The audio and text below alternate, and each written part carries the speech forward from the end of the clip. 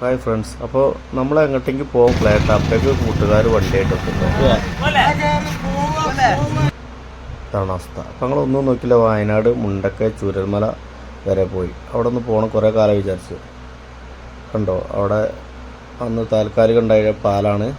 School ആകെ തകർന്നടിഞ്ഞ് ഇപ്പോൾ പച്ചപ്പായി തുടങ്ങി, പുല്ലൊക്കെ മുളച്ച്. കണ്ടോ ഒരവസ്ഥ. ഇവിടുന്നാണ് കുറേ മൃതദേഹങ്ങൾ കിട്ടിയിട്ടുള്ളതെന്ന് അവിടുത്തെ ആളുകൾ പറഞ്ഞു കേട്ടു.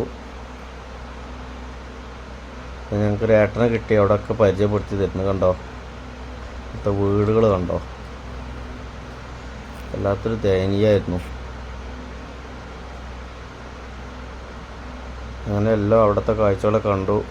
വാഹനത്തിൻ്റെ ഒക്കെ അവസ്ഥ കണ്ടില്ല. ഇതാണ് ഇപ്പോൾ മനുഷ്യൻ്റെ കാര്യം പറയാനില്ലല്ലോ, മനുഷ്യനും കന്നുകാലികളെല്ലാം ഉണ്ട്.